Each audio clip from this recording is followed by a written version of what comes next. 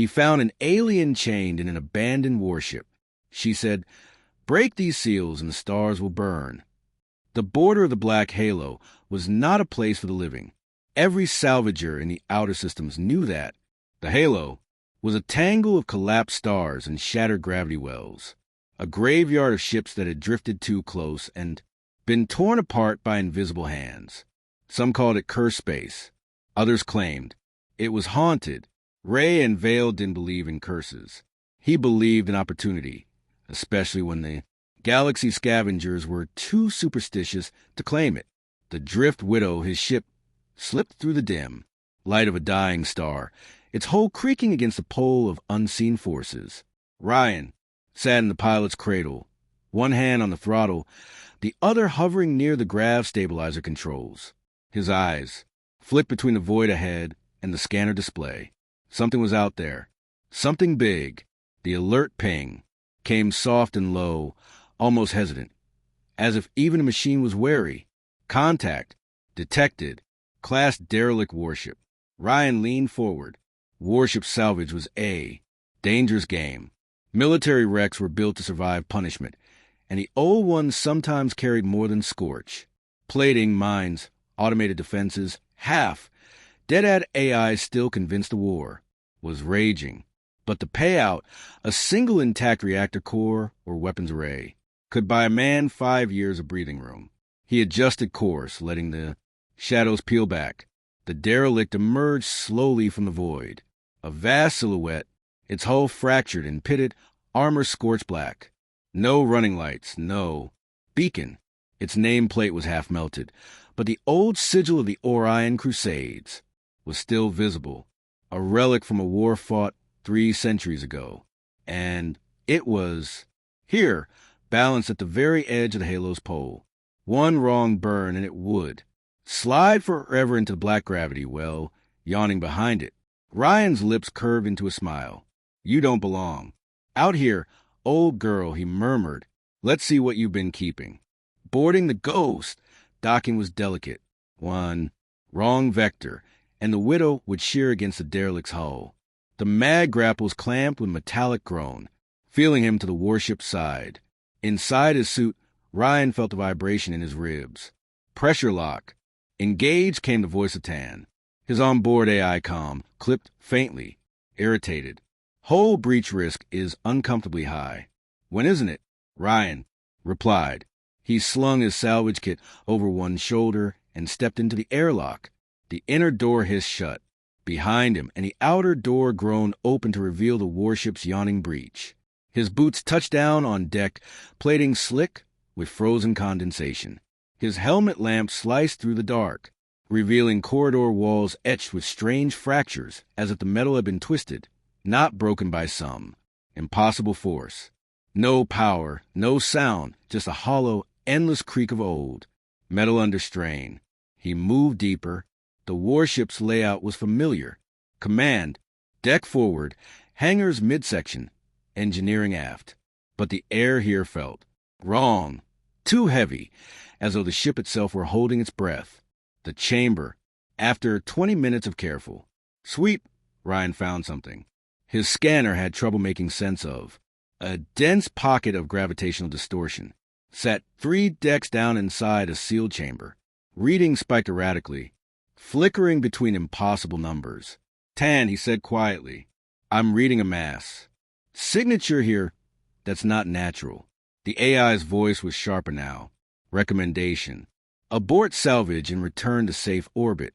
That's the problem with you, Tan. No curiosity."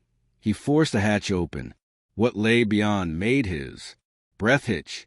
The chamber was circular, the walls ribbed with blackened conduits. In the center, a ring of curved pylons encircled the figure. Chains? No, not chains. Bands of radiant metal, each etched with symbols that shimmered faintly, held her suspended 1/2 meter above the deck. Light pulsed faintly from the bindings as though they were breathing. She was tall, easily 2M, and her skin had the pale luster of liquid silver. Hair-like strands of starlight spilled around her face, obscuring her features. She wore armor unlike anything he'd seen. Smooth plates inlaid with more of those glowing sigils cracked in places, but still impossibly intricate. Her eyes were closed, her body utterly still. Yet every instinct in Ryan's bones screamed that she was alive.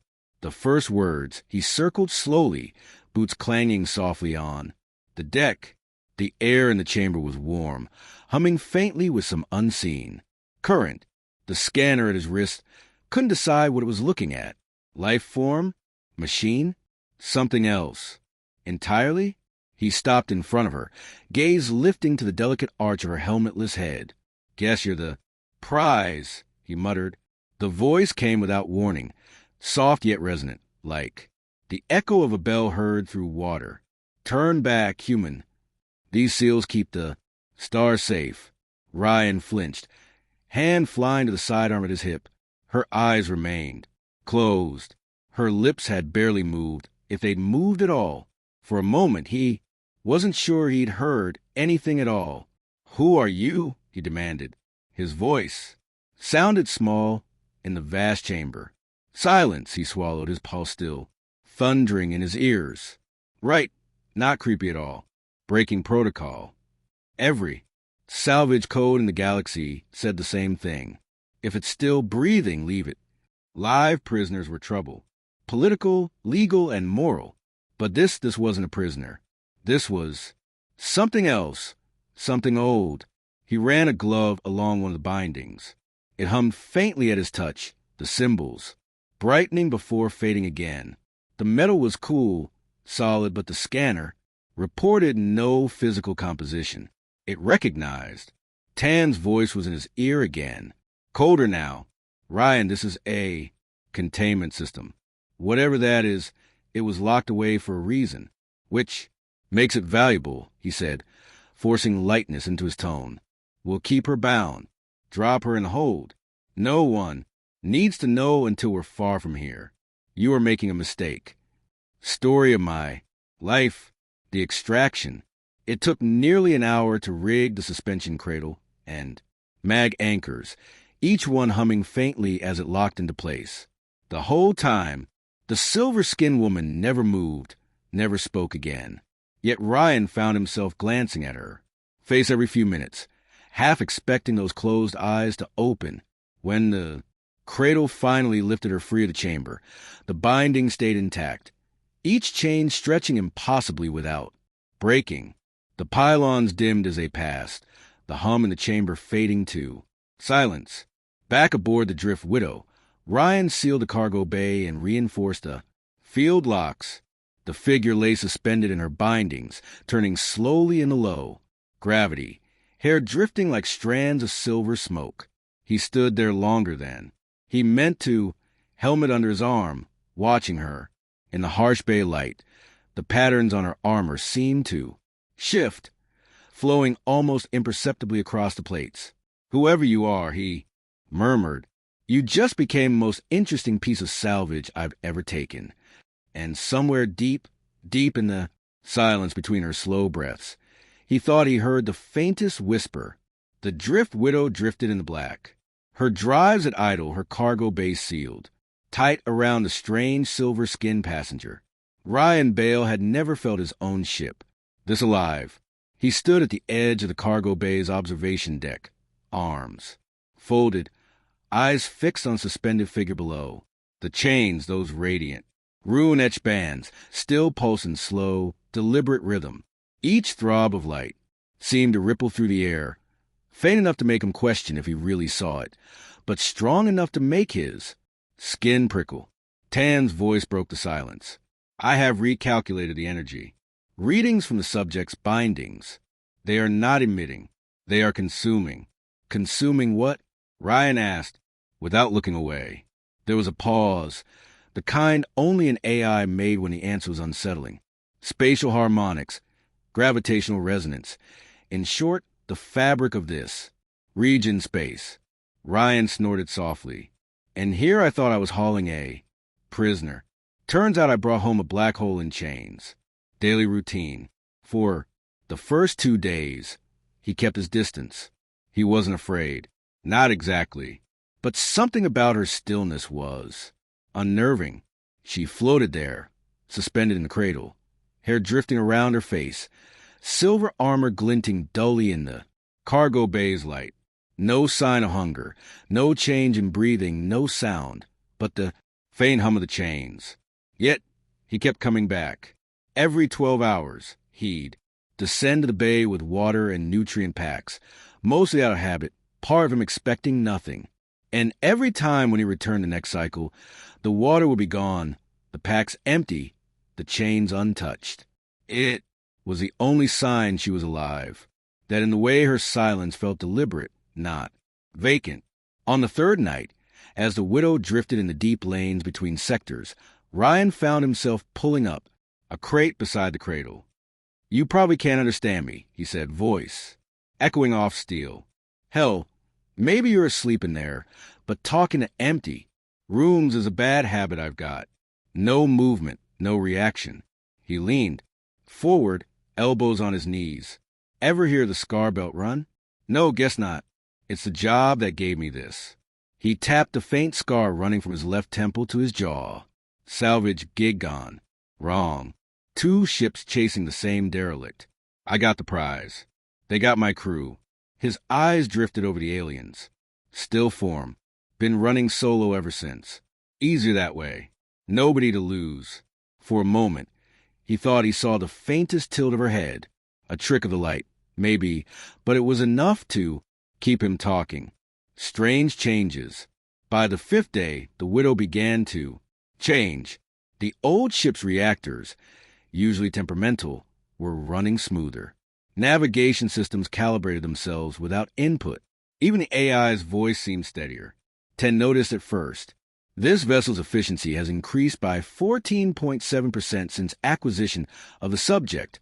I do not believe this is coincidence." Ryan sat in the pilot's chair, boot tapping against the deck.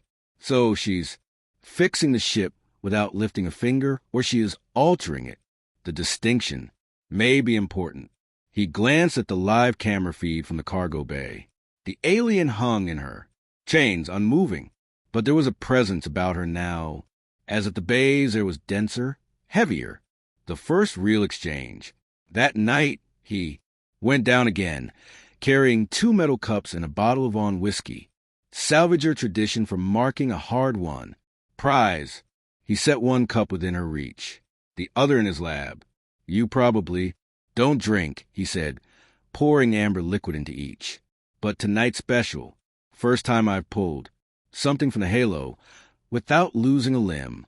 He drank his in 1 shot, feeling the burn all the way down. "To survival," he muttered. When he came back the next morning, the 2nd cup was empty. "All right," Ryan said, aloud, standing at the edge of the cradle. "You're listening? Maybe you even understand. So tell me, what are you?" Her head lifted a fraction. The first movement he'd seen her make. Her voice, when it came, was like the memory of a sound. Soft, resonant, distant. "Chains keep the void from remembering me." The word sent a chill down his spine. That's not an answer. Silence again, but the tilt of her head remained as if she were now listening more closely than before. The hunter's signal. It was on the 7th day that Tan's warning shattered the fragile rhythm they'd built. Multiple contacts. 6 signatures. Closing fast. Vector suggests interception. Ryan's hands flew over controls. ID unknown. No response to hails. Heat patterns consistent with pursuit craft. A moment later, the calm crackled alive with a voice that was too precise to be anything but military. "Vessel drip. Widow, you are in possession of restricted cargo. Power down your drives and prepare for boarding." Ryan muted the channel. 10. Plot a hard-burn course into the nearest dust fields. That will damage hull integrity. It'll damage, there's more. Engines roared. The widow diving toward a wall of drifting asteroid fragments. The first volley hit before the shields. "We're up," shaking the deck under his boots. She speaks again. In the cargo bay, alarms blared. The aliens' chains glowed brighter. With each impact, Ryan ran, down between evasive maneuvers, blaster in hand, unsure why he was going there instead of staying in the cockpit. She was no longer hanging slack in the cradle. Her head was raised, face angled toward the Widow's outer hull. "You brought them," she said without accusation, but with a weight that made his chest tighten. "I didn't." Stop. They're after you. They are after what I contain." Another impact rattled the bay. Her bindings flared bright, humming like struck glass. Ryan's instinct screamed at him to release her. Fight back with whatever she could do. His better judgment told him that was exactly the wrong move. Instead, he found himself saying, "If you want to live, you're going to have to trust me." The narrow escape. The Widow plunged into the dust field, the ship's shields flaring as micrometeorites scraped past. Pursuit craft followed, firing blind. Into the haze. Tan's voice cut through the chaos. Proximity alert. Collision. Imminent. Ryan banked hard, threading the ship through a collapsing asteroid shelf. One hunter craft clipped a fragment and vanished in a burst of light. The others fell back. When the Widow finally broke free into clear space, the scanner showed no pursuit. The silence that followed felt heavy. Back in the bay, he went down to the cargo hold, sweat still cooling on his back. She was as she had been, eyes closed, bound, silent, but the chains were dimmer now, and her breathing deeper. "I don't know who those people are," he said, stepping closer, "but they are willing to die to get to you. They are keepers of cages." She replied softly, "They think I am one." Ryan leaned against the railing, studying her. "And are you?" Her lips curved, not in a smile, but in something older. "What I am is not a thing you want unbound." That night, he found himself in his bunk, staring at the ceiling, hearing her voice in his head. "Chains keep the void from remembering me. Sleep didn't come easy." Somewhere in the dark, he realized that for the first time in years, he wasn't thinking about his next salvage run. He was thinking about her. The Drift Widow was quiet. Too quiet. Ray and Vale had been in enough close calls to know the difference between safety and the pause before a trap. For 3 days after the dust field escape, the scanner stayed clean. No pings, no contacts, no pursuit craft flickering at the edge of the Widow's range. But the air in the ship felt taut, like a wire pulled just before it snaps. Tan noticed it, too. Gravitational eddies ahead, minor, possibly debris drift from the halo region. His voice hesitated in a way Ryan didn't like. Or the wake of cloak vessels. Ryan's jaw tightened. Switched to full passive scan. "No. Transmissions, no light bleed. We ghost until I say otherwise." The passenger stirs. In the cargo bay, the silver Skynan woman hung her bindings as still as ever. But tonight, something was different. Her hair, usually drifting loose, was swept slightly forward like it had been, disturbed by movement. And though her head was bowed, Ryan saw the faint rise of her chest quicken when he entered. "You feel it too, don't you?" he said quietly. Her voice came like the memory of a whisper. "They are here." He glanced toward the ceiling. Ten hasn't confirmed anything. "They are here," she repeated, with a certainty that chilled him. "They hide in the folds of space, but I hear them moving." Resin stepped closer to the cradle. "You can hear them, not with ears." He stared at her for a long moment. "Then tell me how many." Her head tilted just slightly. 3 ships, 31 lives aboard, weapons primed. They think the chains will make me easy to take. The first strike, the Widow shuddered. Not violently, just enough to make the deck hum beneath Ryan's boots. Impact, he barked into the comm. "Kinetic round," Tan replied. "Minimal damage. Likely a warning shot." Ryan's hands clenched. "They're testing us. They are hurting us," the woman said. He looked down at her. "Toward what?" "A place they believe you cannot run. Decision point. On the bridge, the scanner lit with 3 red blips closing in a slow pincer. Ryan's fingers drummed against the throttle. Tan's voice was clinical. "Evasion is possible if you are willing to risk whole stress levels beyond." "Do it," Ryan snapped. The Widow Dove Engines flaring. Space blurred past the viewports. Star lines bending as Ryan threw her into a sharp arc. But the hunters matched every move. It was like trying to outrun a shadow. In the cargo, bay! The bindings around the woman flared brighter with each violent maneuver, their hum resonating through. The hoe! She kept her head bowed, but her lips moved. Silent words Ryan couldn't hear from the bridge. Forced landing. The trap sprung fast. A mine net bloomed. Ahead, thousands of thin, charged filaments stretching across the widow's path. Ray and Kirsten killed the drives, bleeding speed before impact. The ship jolted, caught in the net like an insect in a web. Tan status. External snare field engaged. Engine output suppressed. Power. Drain increasing. Rakayan's teeth ground together. They've got us. The boarding. The hunters didn't waste time. Grapples thudded it against the widow's hull, and the thump of magnetic locks echoed through the ship's frame. Ryan said. Lock down every bulkhead between them and the bay. Already engaged, estimated breach in 3 minutes. He grabbed his blaster, then hesitated. His gut screamed at him not to go near the cargo bay, but his instincts dragged him there anyway. Chains in the dark. She was waiting for him, had lifted now, face angled toward the corridor. The chains were no longer just glowing. They were singing a low harmonic vibration that seemed to rattle his bones. You could help, Ryan said. Keep his blaster low. You could stop them. I could, she agreed. But the chains are your safety as much as theirs. He stepped closer. And if they take you, then you'll die either in this hall or in the slow collapse of worlds. The deck shook with the first. Whole breach. The offer. Ryan's voice was low, urgent. If I break the chains, her head turned sharply. You cannot break them. Then how?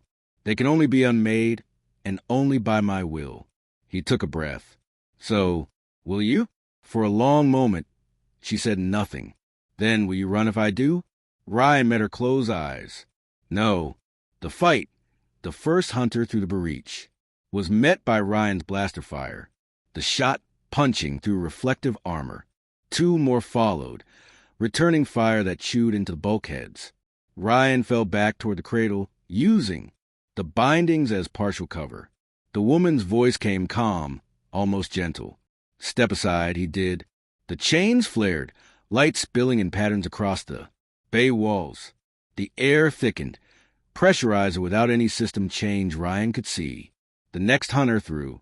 The door staggered mid-stride, weapon lowering as if some invisible weight dragged at his limbs. Another entered, and another until 5 were in the bay. She never moved from the cradle, but her bindings thrummed with power, and one by one the hunters dropped to their knees, gasping as though drowning partial freedom. Rayon stared. What are you doing to them? Showing them a shadow of what I hold. The glow dimmed. The hunters collapsed unconscious, but breathing. The chains resumed their steady pulse. They will send more, she said. They'll send everyone they've got, Roden replied. Then you must choose quickly. Ray and unveil retreat. He didn't remember running back to the bridge, but suddenly he was there, hands slamming controls, voice barking at Tan. For every scrap of power the widow had left, the ship wrenched free of the grapple net, barely, and dove toward a nearby moon surface. Behind them, hunter craft gave chase, but the widow hit Opmo hard, skimming low over jagged terrain until Ryan spotted a fissure, wide enough to swallow them whole. He dove in, vanishing into the shadow canyon. The scanner showed the hunters, circling above, unwilling to follow into the narrow confines. For now they were safe, in the Pfizer Inn. The dim canyon light, Ryan sat opposite her in the bay, sweat streaking his face. You didn't kill them. No. Why? Because killing them now would bring their masters faster. And because you asked without words, he frowned. I didn't. You did. That single exchange hung between them, heavy and strange as the widow hid in the rock's shadow. Ryan didn't know it yet, but the choice he'd refused to make tonight would come back for him. And when it did, the stars themselves might remember her. This section ends with both temporary safety and bigger stakes, perfect to lead into Section 4, where the seals begin to break. I've kept the tension tight and let her power show just enough to make the audience want more without revealing everything yet. The canyon, walls bled darkness. Outside, the moon's night stretched endless and cold. But inside the fissure, the air felt thick, like it was holding its own breath. Ray and Vale sat in the pilot's chair, watching the scanner's faint pings. The hunter craft were still out there circling, patient, waiting for the widow to make a move. "They know we can't stay here," he muttered. "They know you can't." Her voice came from the bay, quiet but certain. Ryan glanced over his shoulder, meaning the chains feed on. "What I am slowly. If I remain too long in one place, they weaken." His eyes narrowed, and when they weakened, she didn't answer right away. When she did, it was almost a whisper. "What they hold breathes." The first fracture, 2 hours, passed. The hunters didn't leave. Instead, the scanner showed their formation tightening above the canyon. Then Tan's voice cut through. Energy spike. Source, unknown. Location, cargo. Bay. Ryan's stomach dropped. He ran. She was still in the cradle. But the bindings weren't steady anymore. Light crawled faster along the runes as if alive, and one of the links, an arc of metal etched with a spiral sigil, had a crack, just hairline, but glowing. "What happened?" Ryan demanded. "Time," she said simply, "and the weight of your hunter's presence." The crack widened with a soft sound, like ice breaking underfoot.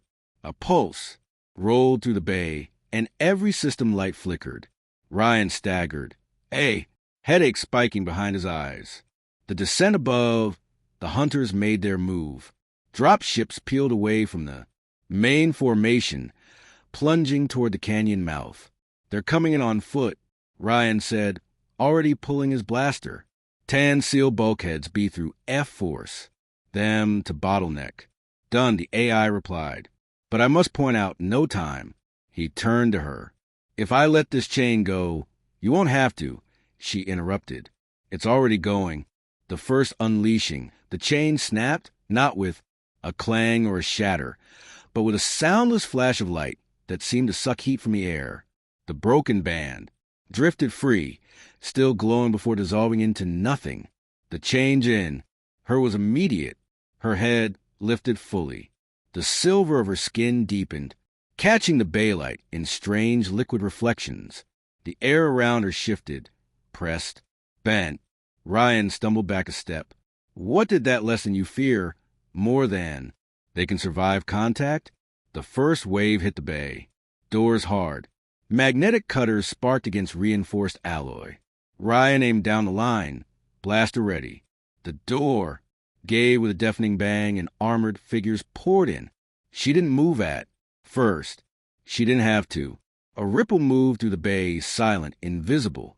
But the lead hunters staggered, their weapons dipping. The next instant, she was on the deck, not floating, not hanging, standing. Her steps were silent, but each seemed to carry a weight that made the deck groan. She passed Ray, and without looking at him, and the nearest hunter raised his weapon too slow. She touched his arm, and the armor around it buckled like paper, hurling him into the wall. The battle in close quarters.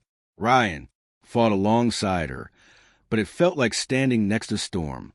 His blaster fire took 2 hunters down, but she moved in arcs of precision, breaking formations before they could stabilize. The remaining hunters fell back, switching to stun rounds. One caught her in the side enough to make her flinch.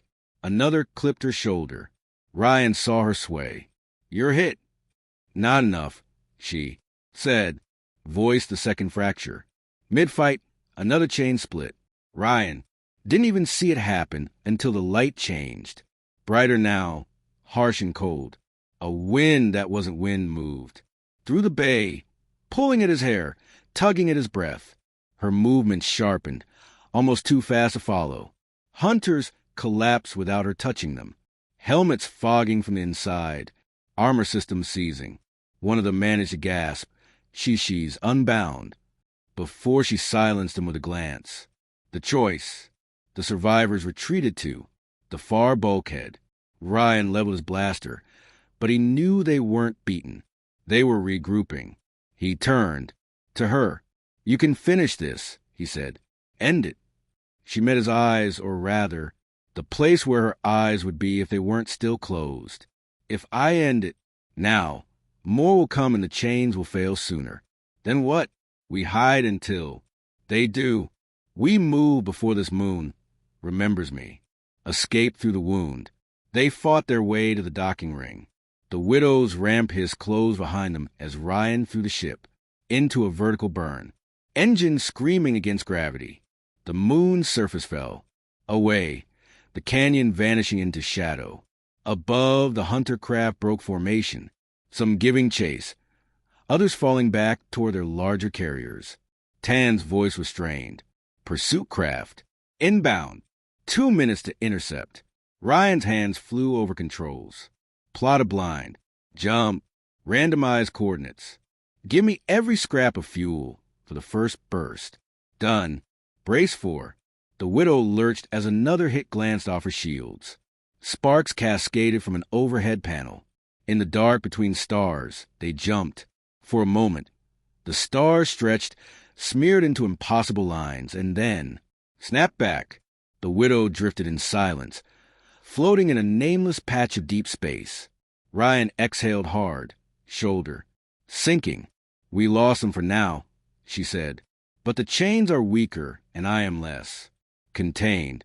He looked at her standing now, the remaining bindings dimmer, too, entirely gone.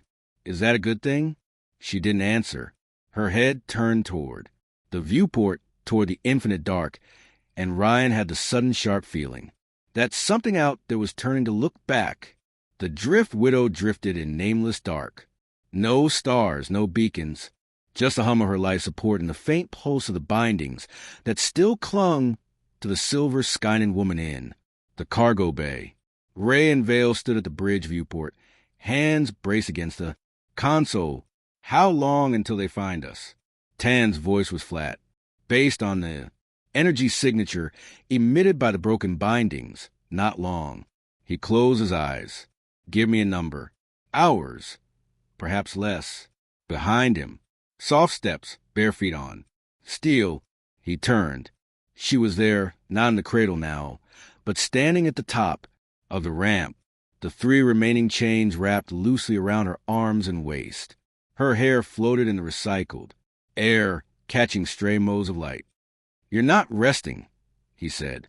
"There is no rest. They are coming." The arrival. The scanner screamed first.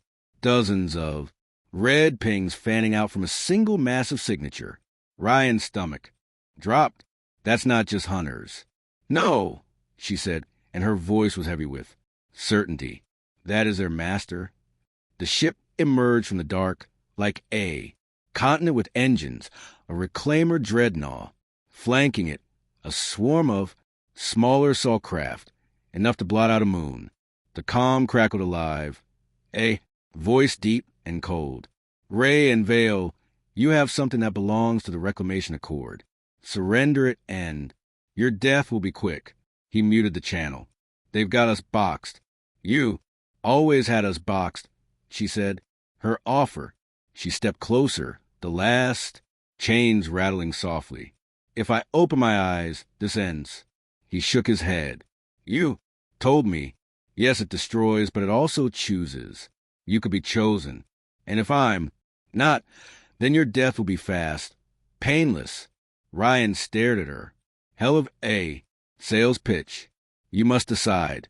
Do you want to live in the shadow of chains, or see the truth and carry it?" The boarding begins. The dreadnaught's grapples locked. The Widow's hold groaned under pole. Red breech light strobed. Across the bridge, Tan's voice cut in, clipped. Multiple docking signatures. Estimated 37 boarding troops inbound. Ryan felt the weight of the blaster at his hip. "We can't hold against that." She lifted her face toward him. One word, and I will end it. He hesitated only a second. Do it. The breaking. The first chain split in a burst of light. Then, the second a sound like a bell struck in the bones. The last broke with a slow, drawn-out hum that seemed to pull every shadow toward her. She stood free now. The sigils on her armor flared, running liquid bright across silver plates. The air grew dense, humming with invisible tension. Rayan took an involuntary step. Back. What happens now? Now, she said, you keep your word. The eyes open. The boarding doors blew inward. Hunters pouring through. Weapons up. She turned toward them and opened her eyes. Light roared out. Not just light, patterns. Spirals within spirals. Galaxies turning inside pupils that were no pupils at. Oh, it hit Ryan like a physical wave. Heat and cold and memory all at once. The hunters screamed. Some dropped weapons and clawed their helmets. Others froze mid-step, blood seeping from there. Noses and ears. One by one they fell. The dreadnought itself shuddered as if. Its hull felt the weight of that gaze. The master falls. A new presence filled. The boarding corridor. A tall figure in ornate black armor. Face hidden behind a mirrored mask. The voice from the comm now here in person. Contain her. Do not. She looked at him. The mirrored mask cracked. The voice inside breaking into a strangled gasp. His knees buckled. His gauntlets clawed at empty air as if drowning in something only he could feel. You hunted me, she said, voice layered in harmonics that made Ryan's teeth ache. You sought to cage what you do not understand. Her hand rose, palm to his forehead. The light flared, and he collapsed, armor, smoking, eyes wide and empty. The aftermath. Silence. The hunters lay scattered across the deck, alive in body, broken. In mind, the dreadnought's engines flickered in the distance, like a beast stunned mid-charge. She turned to Ryan. Her eyes still blazed, but softer now, focused entirely on him. You did not run, he swallowed. Told you I wouldn't. She stepped closer until the air between them was warm with that impossible light. Then you are chosen. He managed a crooked smile. What does that mean? It means you are bound to me, not as warden, not as master, as partner. The departure. She closed her eyes again. The light dimmed, the galaxy in her gaze folding back into darkness. Around them, the air eased. The widow systems flickered back to normal. Tan's voice returned tentative. The enemy vessels are withdrawing. Ryan let out a long breath. Guess we won. No, she said quietly. We bought time. Others will come. Stronger, hungrier. He nodded, slowly. Then we'll be ready. Her head tilted, and for the first time she smiled. Faint but real. We will... The final beat. As the widow pulled away from the drifting dreadnought, Ryan set a course into deep space. The stars, ahead and glittered cold and distant. What do I call you? He asked, she considered. My true name would break. Your mind, but you may call me Solace. Solace? He repeated, tasting the word. All right, Solace. Where to? She looked at the stars, eyes still closed, but somehow seeing farther than he ever could toward the place where the chains began and where they must end. Ryan grinned, the old thrill of danger singing in his veins. Then let's burn the map. Side by side, they faced the dark hunter and hunted, no chains between them and the stars ahead, waiting to remember her. This finale gives the audience the payoff of her power, the bond between them, and an open-ended hook for future adventures, all while keeping the emotional core intact.